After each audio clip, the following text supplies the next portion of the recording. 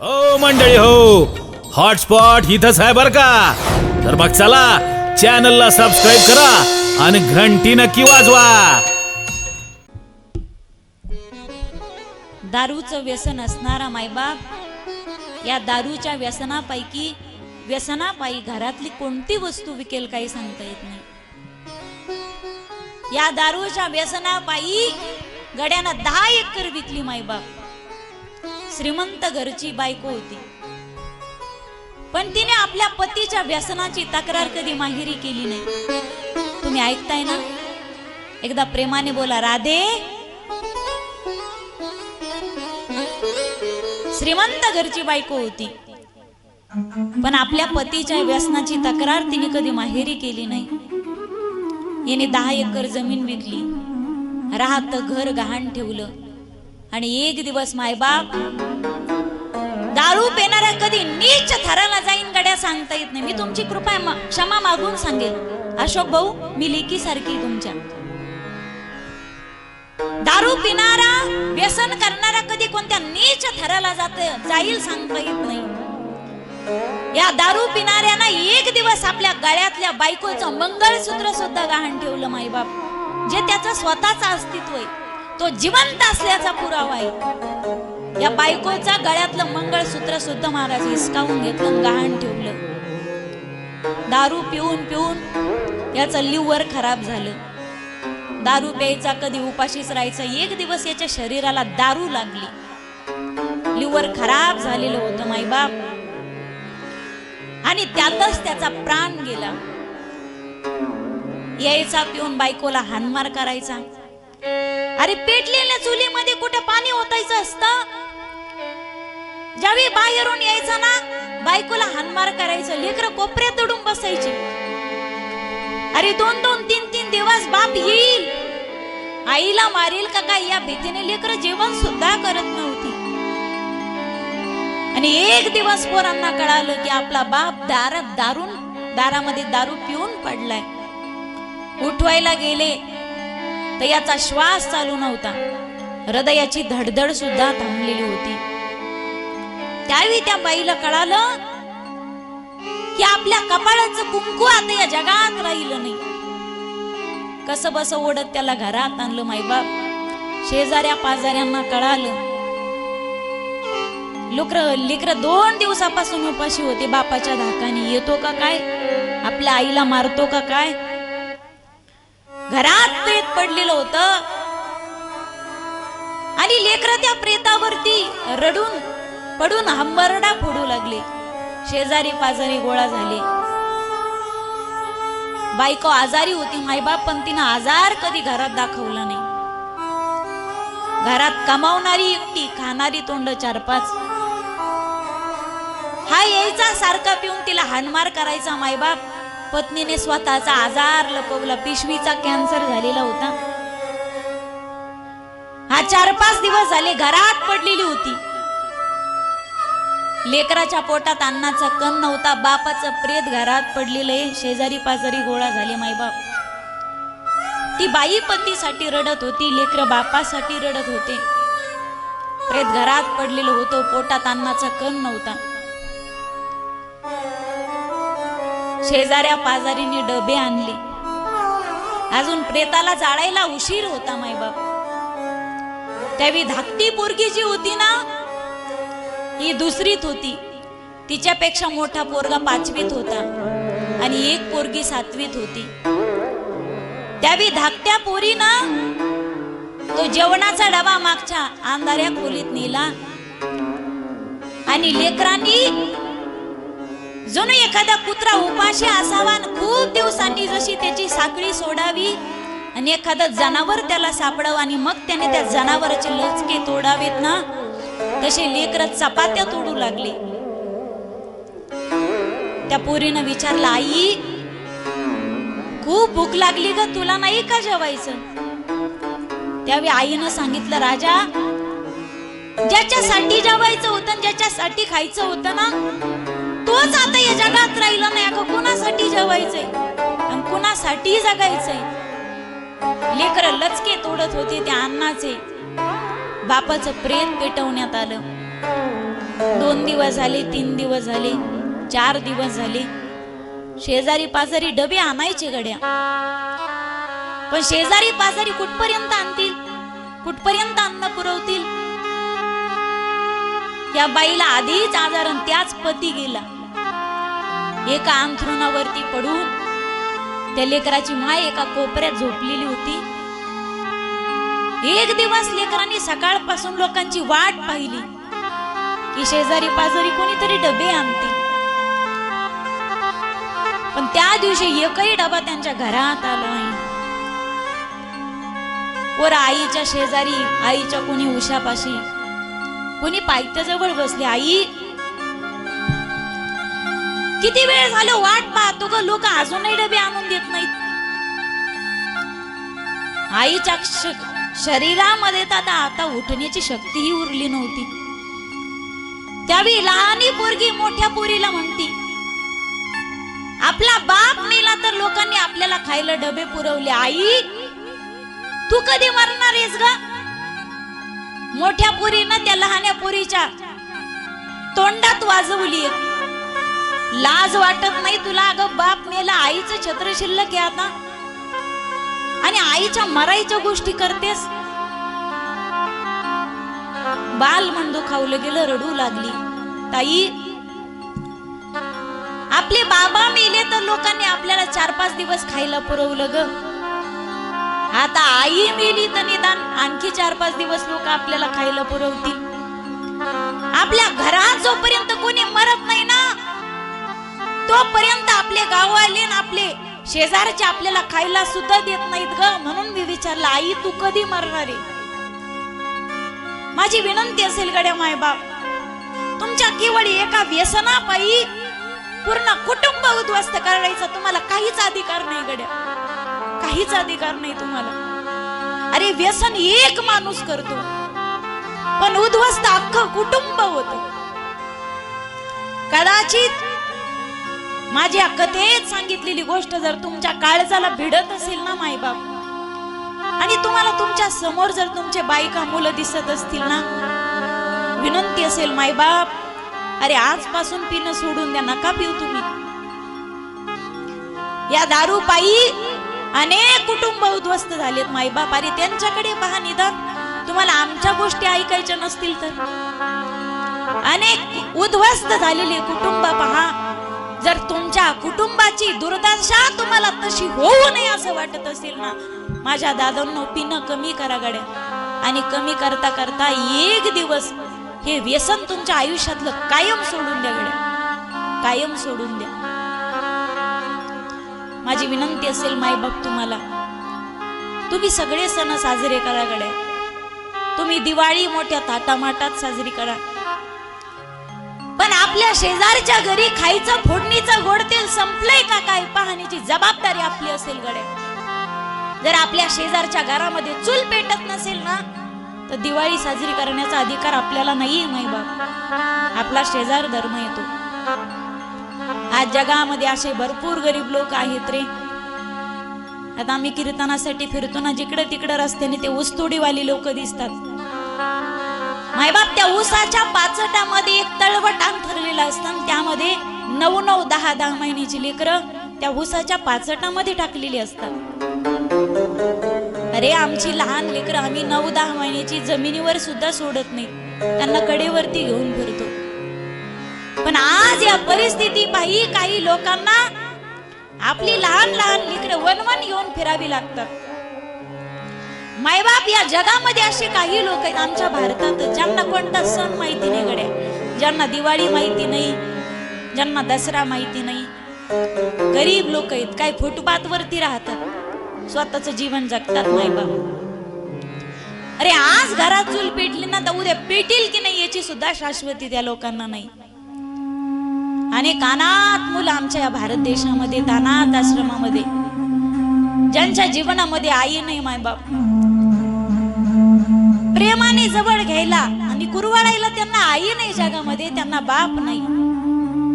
अशा अनेक अनाथ मुलं रस्त्यावरती फिरतात मायबाप.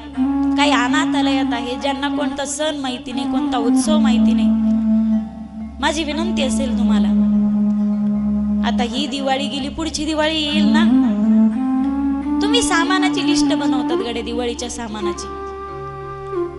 त्यावेळी तुम्ही चिवड्यासाठी 5 किलो मुरमुरी अथवा जर पोहे सांगत असाल ना, तर मी सांगेल एक किलो आणखी एक्स्ट्रा सांगा गड्या. 6 किलो पोहे सांगा, 6 किलो मुरमुरी सांगा. 5 किलोचा चिवडा तुमच्या घरात ठेवा गड्या. 1 किलोचा एक्स्ट्रा झालेला नाही एका पिशवीमध्ये बाजूला काढून ठेवा. हा साऱ्या गावाचा चिवडा एकत्रित करा. आणि जे झोपडीतले गरीब लोक आहेत ना, ज्यांना कोणता सण माहिती नाही, ज्यांना कोणता उत्सव माहिती नाही, असे गरीब लोक तुमच्या गावामध्ये सप्ताच्या पंगती बसवतात ना, अशा पंगती बसवा. ते लोक बसून जेव घाला गड्या, त्यांचा देव भेटतो. अरे कोण म्हणतो की मंदिरातच देव असतो, तो इतरत्र कुठेही दिसत नाही. माझे एक वाक्य तुमच्या काळजामध्ये उतरून घ्या गड्या. मंदिर और मस्जिद ओ लोग जाए जिनके पास फुर्सत हो. मंदिर और मस्जिद वो लोग जाए जिनके पास फुर्सत हो. अरे हमारा तो फर्ज बनता है कि किसी रोते हुए बच्चों को हंसाया जाए. हमारा तो फर्ज बनता है कि किसी रोते हुए बच्चे को हंसाया जाए. या पलीकडच्या जीवनामध्ये कोणता परमार्थ असू शकत नाही मायबाप. प्रत्येक व्यक्तीमध्ये आहे त्याला नमस्कार करणं गड्या. अरे परमात्मा कोणाच्या रूपामध्ये येईल काही सांगता येत नाही. मला राहून राहून प्रश्न पडतो गड्या की नाथ महाराजांनाच का गाढवामध्ये देव दिसावा, नामदेव रायांनाच का कुत्र्यामध्ये देव दिसावा. आज आम्हाला माणसात देव दिसत नाही. विवेकानंद जगाला प्रश्न विचारतात. माणूस मंदिरामध्ये दर्शन करण्यासाठी जातो जी मूर्ती माणसाने बनवलेली असते. तुम्ही ऐकताय ना, जागे आहात ना. माणूस मंदिरामध्ये दर्शन करण्यासाठी जातो जी मूर्ती माणसाने बनवलेली असते. अरे पण माणूस ही त्या भगवंताने बनवलेली सुंदर मूर्ती असताना आज माणूस माणसाशी माणसासारखा का वागत नाही. हा प्रश्न खरं तर आम्हाला कधीतरी पडला पाहिजे मायबाप. विनंती असेल मायबाप, आपल्या शेजारी गोरगरीब असतील ना, तर शेजाऱ्या पाजाऱ्याचं दुःख वाटून घेत जा गड्या. आणि दुसरी गोष्ट, पुरुष वर्गाला विनंती असेल मायबाप, या दारूने अनेक संसार उद्ध्वस्त केले. तुमचा संसार तसा उद्ध्वस्त होऊ नये असं वाटत असेल मायबाप, तर दारूच्या आहारी जाऊ नका गड्या. तुम्हाला नशाच करायची असेल तर परमार्थाची करा. तुम्हाला नशाच करायची असेल तर हरिभजनाची करा. बस ही नशा उतरायचं नावच घेत नाही गड्या, उतरतच नाही. एकदा करून पहा गड्या. आजपर्यंत तुम्ही अनेक नशा केल्यात ना, अनेक व्यसन केलेत. खाऊ नाही ते खाल्लं, पिऊ नाही ते पिलं. एकदा माझ्यासाठी या हरिनामाची नशा करून बघा गड्या. मी शाश्वती देते, एकदा ही नशा केली ना, तर त्या भिकारड्या नशांकडे तुम्ही कधी जाऊ शकत नाहीत गड्या, कधीच जाऊ शकत नाही. आणि ते त्याच्या आहारी जाऊ नये यासाठी मला वाटतं तुम्ही पुढे येणं गरजेचं आहे गड्या. तुम्ही महिला मंडळ, तुम्ही येणं गरजेचं आहे. जर आपल्यात एकता झाली तर हे काय नशा करतात कोणती बी, आपल्यात एकता व्हायला गरजेचं आहे. अनेक गावातल्या अशा महिला एकत्रित आल्यात मायबाप. ज्या ठिकाणी दारूचे दुकानं होते ना, त्यांनी दारूचे दुकानं उद्ध्वस्त केली, पेटून दिले दुकानं, पेटून. पण तुम्ही एकत्रित येणं गरजेचं आहे. ज्या ठिकाणी असेल अशी दुकानं, हे आपले घर उद्ध्वस्त करतात ना मायबाप. आपल्या घराचा धिंगाणा याच दुकानाने केला ना. जर दुकानातच मिळाली नाही तर हे पितील कुठून. आणि होणार आहे ते पहा तुम्ही, आता वरूनच बंद होणार आहे. काही राज्यांमध्ये झाले मांसाहार आणि मद्यपान वरूनच बंद झाले. पहा तुम्ही, तो दिवस आणखी दूर नाही की आमच्या देशात जशा नोटा बंद झाल्या जुन्या, काळं धन जसं असते पुढे आलं, जुन्या नोटा बंद झाल्या, नवीन नोटा अस्तित्वात आल्या, तसं एक दिवस येणार आहे गडे. हे खाणारे पिणारे हे वरूनच सगळं बंद होणार आहे. ज्या ठिकाणी मद्यपान होते, मदिरापान होतं मायबाप, या ठिकाणी कलीचा वास असतो गड्या. आणि ज्या ठिकाणी कली असतो ना, त्या ठिकाणी अधर्म असतो. म्हणून आम्ही धर्मासाठी जन्मास आलोत गड्या. आम्ही हिंदू धर्मात जन्मास आलो. आमची ही संस्कृती नाहीये मायबाप. कलीला शासन केलं आणि मी आणखीन एक स्थान सांगितलं होतं. कलीला सोनं हे एक स्थान दिलं, चांगला फ्लॅट दिला. त्यांना सांगितलं, ओ परीक्षिती महाराज, जे काही जागा दिल्यात त्या साऱ्या झोपडपट्टीतल्याच आहेत. म्हणले एखादा चांगला फ्लॅट द्या की चांगल्या जागेमध्ये. सांगितलं, कली तू सोन्यात जाऊन राहा. आणि तेव्हापासून कलीनं ठरवले आपण वास्तव्य सोन्यात करायचं. पण जे कष्ट करून कमवलेलं सोनं असतं त्यामध्ये भगवान परमात्म्याचं वास्तव्य. भगवंताने सांगितलंय गीतेमध्ये, धातूनाम अस्मी कांचन, धातूंमध्ये सुवर्ण ही माझी विभूती. रात्रीच्या 3-3 वाजेपर्यंत 3-3 गोळ्या खाते बर का अशोक काका, तरी फॅनच्या 3-3 पात्याकडे पाहते. हा राईट साइडने फिरतो का लेफ्ट साइडने फिरतो. 3-3 गोळ्या खाऊन काहींना झोप येत नाही. आपल्या जीवनामध्ये जर नीतिमत्ता असेल तर माणसाला पोत्यावर सुद्धा झोप लागते, पोत्यावर. आणि तुमच्या जीवनामध्ये जर नीतिमत्ता नसेल ना तर फुल एसी मध्ये माणसाला घाम फुटतो, फुल एसी मध्ये. काही लोक पहा तुम्ही, काही लोक जेवत येत आणि हात सुद्धा वाळत नाही जेवलेला, आधीच झोप लागते त्यांना. काही लोक पडत येत आणि मग झोपत येत. पण वारकरी सांगू तुम्हाला, वारकऱ्याचं जीवन तर एवढं शुद्ध मायबाप, एवढं प्रामाणिक जीवन असतो. बिचारा आधी झोपतो मग पडतो, आधी झोपतो मग पडतो त्याला वारकरी म्हणतात. आणि पडतो आणि मग झोपतो त्याला शेतकरी म्हणतात. किती जीवनामध्ये, अरे उसाच्या पातळात झोपू द्या, काम करणारी व्यक्तीला झोप लागते. तुमच्या जीवनामध्ये जर नीतिमत्ता असेल मायबाप तर तुम्हाला 1000 रुपये आठवडा येऊ द्या गड्या कामाचा, रोज 1000 रुपये आठवडा. त्या गरीबाचा बिचारा आठवडा कडीला जातो 1000 रुपये. आणि ज्याच्या जीवनामध्ये प्रामाणिकता उरलेली ना त्याला महिन्याला 10,000 पुरत नाहीत गड्या, 10,000 रुपये.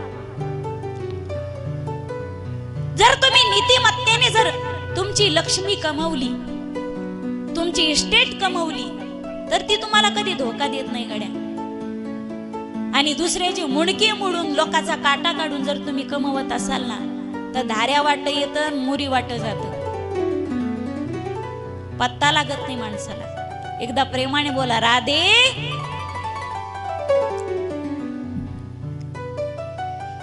कलीला शासन केलं राजा परीक्षितीनं. राजा परीक्षितीकडून चूक झाली. एक दिवस जरासंधाचा मुकुट परिधान केला, कलीने प्रवेश केला, मती पालटली. आणि हो नाही पण साधूची देहाने अवहेलना झाली, साधूचा शाप प्राप्त झाला. राजाला तो शाप कळाला. जन्मेजयाचा राज्याभिषेक केला, सर्व संघाचा परित्याग केला. आणि राजा भगवत प्राप्तीसाठी आणि 7 दिवसामध्ये ज्याचा मृत्यू आलाय त्याने उद्धाराची कोणती साधना करावी यासाठी राजाने उपोषण केलं. आणि राजा गोमती नदीच्या तीरावरती एका विशाल वटवृक्षाखाली येऊन बसला. ज्यावेळी राजा बसला ना, अनेक साधू ऋषी मुनी राजाला दर्शन देण्यासाठी गर्दी. त्यावेळी पूज्यपाद श्री शुकाचार्यांचं आगमन झालं. पूज्यपाद श्री शुकाचार्यांची पाद्यपूजा केली, उच्चासन बसण्यासाठी दिलं, नमस्कार केला राजा परीक्षितीने शुकाचार्य. आए हैं शुकदेव जी, आवाज द्या राव, सब मिल स्वागत करो. जय हो. आए हैं सुखदेव जी, सब मिल स्वागत करो. आए हो सुखदेव जी, सब स्वागत करो. आए हैं सुखदेव जी, सब मिल स्वागत करो. आए हो सुखदेव जी, सब मिलके स्वागत करो. भगवान पूज्यपाद श्री शुकाचार्य आपल्या कथेत आगमन करत आहे. सर्वांनी टाळी वाजवा मोठ्या प्रेमाने आणि भजन करा.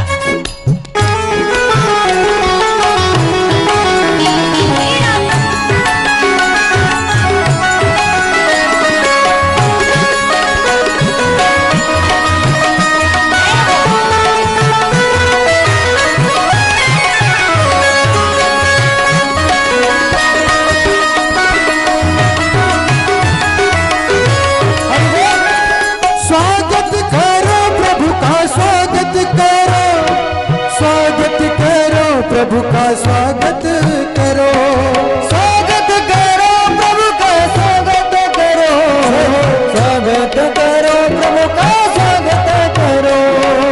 आए हैं सुखदेव जी, सब मिल स्वागत करो। आए हैं सुखदेव जी, सब मिल स्वागत करो। आए हो सुखदेव जी, सब मिल स्वागत करो। आए हो सुखदेव जी, सब मिल स्वागत करो। आए हैं सुखदेव जी, सब मिल स्वागत करो। आए हैं सुखदेव जी, सब मिल स्वागत करो। ए सब मिल स्वागत शुकदेव जी भगवान की हो मंडळी हो, हॉटस्पॉट इथंच आहे बर का. तर मग चला चॅनलला सबस्क्राईब करा आणि घंटी नक्की वाजवा.